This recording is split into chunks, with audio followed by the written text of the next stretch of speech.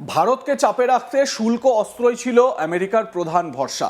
রাশিয়ার তেল কেনাকে কেন্দ্র করে একের পর এক ট্যারিফ বাড়িয়ে নয়াদিল্লিকে কোণঠাসা করার চেষ্টা করেছেন ইউএস প্রেসিডেন্ট ডোনাল্ড ট্রাম্প। কিন্তু সব কৌশল ব্যর্থ করে দিয়ে ইউরোপের দিকেই বড় চাল চালল ভারত। কিভাবে? ইউরোপীয় ইউনিয়নের সঙ্গে মুক্ত বাণিজ্য চুক্তি সই করেছে, আপনারা জানেন অলরেডি। আন্তর্জাতিক রাজনীতির দাবার বোর্ডে কার্যত ঘুঁটি উল্টে দিয়েছে মোদী সরকার। ট্যারিফ বাড়িয়ে ভারতকে চাপে রাখার মরিয়া চেষ্টা চালিয়েছেন আমেরিকার প্রেসিডেন্ট ডোনাল্ড ট্রাম্প। যদিও তারপরেও ভারতকে একেবারেই দমাতে পারেননি তিনি। এরই মাঝে উঠে এসেছে বড় খবর, ইউরোপীয় ইউনিয়নের সঙ্গে মুক্ত বাণিজ্য চুক্তি সই করল ভারত। 27শে জানুয়ারি মঙ্গলবার এই চুক্তির কথা নিজেই জানিয়েছেন প্রধানমন্ত্রী নরেন্দ্র মোদী। নয়াদিল্লিতে 16তম ইন্ডিয়া ইইউ সামিট চলাকালীন এই চুক্তি সই হয়েছে। প্রধানমন্ত্রী ইতিমধ্যেই একে ল্যান্ডমার্ক চুক্তি বলে জানিয়েছেন। তবে ভারত ও ইউরোপীয় ইউনিয়ন কাছাকাছি আসায় আমেরিকা বেজায় চাপে পড়ে গিয়েছে। এক সাক্ষাৎকারে আমেরিকার ট্রেজারি সেক্রেটারি স্কট বেসেন্ট বলেছেন, তারা অনুভব করেছেন যে এই নতুন মুক্ত বাণিজ্য চুক্তি এমন কিছু পরিস্থিতি সৃষ্টি করতে পারে যেখানে ইউরোপ নিজেই নিজের বিরুদ্ধে ঋণ হিসেবে কাজ করছে। বেসেন্টের মন্তব্য অনুযায়ী রাশিয়া ইউক্রেন যুদ্ধের প্রেক্ষাপটে আমেরিকা ও ইউরোপের নীতি ভিন্নভাবে কাজ করছে। যুদ্ধবিরোধী নিষেধাজ্ঞা আর শক্ত করা শুল্ক আরোপের মাধ্যমে ইউএসএ এখন যুদ্ধে রাশিয়ার অর্থনৈতিক ক্ষমতা কমানোর চেষ্টা করছে। এরই মধ্যে আমেরিকা ইতিমধ্যেই ভারতকে রাশিয়ার তেল কেনার জন্য 25% শুল্ক আরোপ করেছে। এমনকি ভারতের ওপর সর্বোচ্চ 50% পর্যন্ত শুল্ক আরোপের সিদ্ধান্ত নিয়েছে। এসব শুল্কের উদ্দেশ্য হচ্ছে রাশিয়ান তেল চক্রকে ভাঙা এবং রাশিয়ার তরল তেল ও জ্বালানি বিক্রয়কে কঠোরভাবে সীমাবদ্ধ করা। বেসেন্টের নীতিগত বক্তব্য হলো, এক্ষেত্রে ইউরোপ কিছুটা ভিন্ন পথে চলছে। তিনি বলেন, রাশিয়ার কাঁচা তেল প্রথমে ভারতে আসে, সেখানেই তা প্রক্রিয়াজাত হয়ে ডিজেল বা জেট ফুয়েল মতো পণ্যে পরিণত হয় এবং পরে এই প্রক্রিয়াজাত পণ্যগুলো ইউরোপে রপ্তানি করা হয়। বেসেন্ট বলেছেন, রাশিয়ার তেল ভারতে ঢোকে, প্রক্রিয়াজাত হয়ে মানে রিফাইন্ড হয়ে বাইরে যায়, ইউরোপের মার্কেটে যাচ্ছে। এর ফলে ইউরোপ নিজেই নিজের বিরুদ্ধে অর্থায়ন করছে।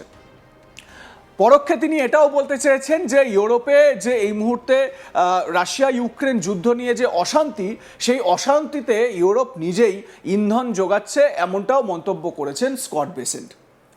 তিনি বলেছেন, আমরা রাশিয়া থেকে তেল কেনার জন্য ভারতের উপর 25% শুল্ক আরোপ করেছি। অনুমান করুন গত সপ্তাহে কি ঘটেছে। ইউরোপীয়রা ভারতের সঙ্গে একটি বাণিজ্য চুক্তি স্বাক্ষর করেছেন। রাশিয়ার তেল ভারতে যায়, সেখান থেকে পরিশোধিত পণ্য বের হয় এবং ইউরোপীয়রা সেই পরিশোধিত পণ্য কেনেন। তারা নিজেরাই নিজেদের বিরুদ্ধে যুদ্ধের অর্থায়ন করছেন। এই মন্তব্য আন্তর্জাতিক বাণিজ্য ও কূটনৈতিক পরিসরে বড় সাড়া ফেলেছে, কারণ ইউরোপের বিরুদ্ধে এমন ভাষ্য সাধারণত দেওয়া হয় না আমেরিকার তরফে। তবে ট্রাম্প অ্যাডমিনিস্ট্রেশনের তরফ থেকে সব কিছুই কিন্তু সম্ভব। প্রেসিডেন্ট যদি এরকম আলটপকা মন্তব্য করেন, তাহলে তার সেক্রেটারিরা কম যান কি করে? এই সমালোচনা কেবল রাজনৈতিক মঞ্চের একটি রটনা, নাকি এর পেছনে বাস্তব কোনো অর্থনৈতিক ও কৌশলগত কারণ রয়েছে? এই প্রশ্নটা স্বাভাবিকভাবে ওঠে। প্রথমত, এই বাণিজ্য চুক্তি বহু বছর ধরেই আলোচিত হচ্ছে। ভারত ও ইউরোপীয় ইউনিয়নের মধ্যে এই ফ্রি ট্রেড এগ্রিমেন্ট বা এফটিএ নিয়ে আলোচনা প্রায় 2007 সাল থেকে শুরু, আর বহু ওঠানামার পর গত বছর থেকে তা দ্রুত অগ্রসর হয়েছে। দ্বিতীয়ত, ভারতের পক্ষে এই চুক্তিটি অত্যন্ত গুরুত্বপূর্ণ, কারণ ইউরোপীয় ইউনিয়ন ভারতের সবচেয়ে বড় বাণিজ্যিক অংশীদার, যেখানে বছরে পণ্য বাণিজ্যের পরিমাণ $135 বিলিয়ন বা তারও বেশি। ইউরোপীয় ইউনিয়নের পক্ষ থেকে দেখা হয়েছে তারা এই চুক্তির মাধ্যমে নিজেদের বাজারেও পরিবর্তন আনতে চায়। খুব সহজ ভাষায় যদি বলি, তাহলে ভারতে উৎপাদিত বিভিন্ন পণ্য, সেটা কৃষিজাত পণ্য হতে পারে, দুগ্ধজাত পণ্য হতে পারে, যাবতীয় সেই সমস্ত পণ্য, এবং হ্যাঁ অবশ্যই বস্ত্র শিল্প, বস্ত্র এবং অন্যদিকে জুয়েলারি, এই সমস্ত গয়নাগাটি, এগুলো ভেবে দেখুন ভারতে তৈরি হচ্ছে, চলে যাচ্ছে ইউরোপের মার্কেটে। মানে ভারতে আপনার বাড়ির পাশে যদি কেউ একজন তাঁত শিল্পী থাকেন, তাহলে তার তাঁতের শাড়িটি ফ্রান্সের কোনো একটি জায়গায় সেখানে গিয়ে বিক্রি হচ্ছে। তার মানে আপনার বাড়ির পাশের ব্যক্তি তিনি গ্লোবাল হয়ে গেলেন। খুব সহজ একটা বিষয়। বিশেষ করে গাড়ি প্রক্রিয়াজাত পণ্য সহ বিভিন্ন ক্ষেত্রে শুল্ক কমিয়ে এনে ব্যবসা বাজারকে আরও খোলা করতে চাইছে তারা। বার্তা হচ্ছে যে এই চুক্তি বিভিন্ন প্রতিকূল পরিস্থিতির বিরুদ্ধে দাঁড়িয়ে বিশ্ব বাণিজ্যকে এক নতুন মাত্রা দিতে পারে, বিশেষ করে যখন আমেরিকার শুল্ক নীতি ও নিষেধাজ্ঞা বিশ্ব বাণিজ্যে বড় ধরনের প্রভাব ফেলছে, তখন ভারতের সঙ্গে ইউরোপের এই চুক্তি একটি দ্বিপাক্ষিক সেতু হিসেবে কাজ করবে বলে মনে করছেন অনেক বিশ্লেষক। ভারত ও ইউরোপের মধ্যে এই চুক্তি কি শুধু অর্থনৈতিক ক্ষেত্রেই সীমাবদ্ধ থাকবে, প্রশ্ন ওঠে। তবে এক্ষেত্রে বলা হচ্ছে যে এর প্রভাব কেবল বাণিজ্যে সীমাবদ্ধ নয়, খুব দ্রুত এটি কৌশলগত, রাজনৈতিক ও ভূ রাজনৈতিক ক্ষেত্রেও প্রভাব বিস্তার করবে, বিশেষত যখন বিশ্বব্যাপী ট্রেড পলিসি ও শক্তির রাজনীতি একে অপরের সঙ্গে জড়িয়ে পড়েছে। একই সময় আমেরিকা বলছে যদিও তারা কঠোর শুল্ক আরোপ করে রাশিয়ার তেল বাণিজ্যকে বাধা দিতে চাইছে, তাতে ইউরোপ ও ভারতকে একসঙ্গে কাজ করতে বাধা দেওয়ার বিপক্ষে কিছু পরিস্থিতি তৈরি হচ্ছে। এই দ্বিপাক্ষিক সম্পর্কের তিক্ততা ভবিষ্যতের বাণিজ্য ও কূটনীতি গঠনে বড় ভূমিকা রাখতে পারে। এখানে সবচেয়ে গুরুত্বপূর্ণ বিষয় হলো এই চুক্তি একদিকে যেখানে বিশ্ব বাণিজ্যের এক বৃহৎ বাজারকে একত্রিত করছে, অন্যদিকে তা আন্তর্জাতিক রাজনৈতিক টানাপোড়েনও তৈরি করছে।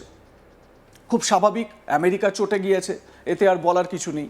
স্কট বেসেন্ট আরও বলেছেন, অনুমান করুন ভারতে রাশিয়ান তেল থেকে তৈরি পরিশোধিত পণ্য কারা কিনছিল? ইউরোপীয়রা কিনছিল। তারা নিজেদের বিরুদ্ধেই যুদ্ধকে অর্থায়ন করছেন, তারা রাশিয়ার যুদ্ধযন্ত্রকে অর্থায়ন করছেন। আমি বলেছিলাম এটা ছিল এক চরম মূর্খতার কাজ, বলছেন ট্রেজারি সেক্রেটারি ডোনাল্ড ট্রাম্পের স্কট বেসেন্ট।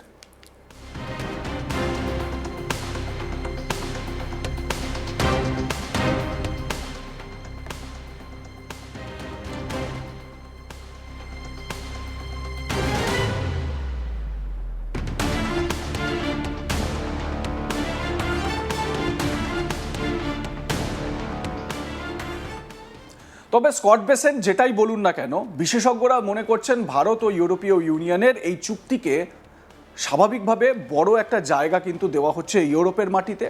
অন্যদিকে রাতের ঘুম ছুটে গিয়েছে আমেরিকার। একবার ভারতের যদি আমরা স্ট্র্যাটেজিক যে শক্তি, সেই শক্তির দিকে তাকাই, আমি কিন্তু সামরিক শক্তির কথা বলছি না, আমি বলছি ভারতের কৌশলগত অবস্থানের কথা। একবার ভাবুন রাশিয়ার সঙ্গে ভারতের সম্পর্ক কোন পর্যায়ে, কোন হাইটে রয়েছে। রাশিয়া যখন বিশ্ব বাজারে, বিশ্ব মার্কেটে একেবারে কোণঠাসা হয়ে পড়েছিল, সেই সময় ভারত গিয়ে রাশিয়ার হাত ধরল, পুরনো বন্ধু সেই পুরনো বন্ধুর মতন কাজ করলো। এবারে রাশিয়ার তেল, যেই তেলের ওপর ইউরোপের পশ্চিমের দেশগুলো যারা এতদিন ধরে নির্ভর ছিল, ইউক্রেনে যুদ্ধ শুরু হওয়ার পর থেকে তারা রাশিয়ার থেকে মুখ ফেরালো। সেই রাশিয়ার তেল ভারত কিনলো বা কিনে চলেছে এখনো। সেই তেলকে পরিশোধিত করছে, রিফাইন করছে, এবং সেই রিফাইন্ড তেল সেটা ইউরোপের মার্কেটে বিক্রি করা হচ্ছে। এতদিন পর্যন্ত ইউরোপের দেশগুলো তারা ঘুরিয়ে নাকটা ধরছিল, এবারে এই ইইউ এর সঙ্গে ভারতের চুক্তিতে তারা এবার সোজাসুজি নাকটা ধরবে। আর ডোনাল্ড ট্রাম্প কি ধরবেন সেটা তিনিই ভাববেন। আপনারা কি মনে করেন? আপনাদের মতামত জানাতে ভুলবেন না। দেখতে থাকুন আজ তাক বাংলা। সাবস্ক্রাইব করুন আমাদের ইউটিউব চ্যানেলটি, বেল আইকন প্রেস করুন নোটিফিকেশন পেতে।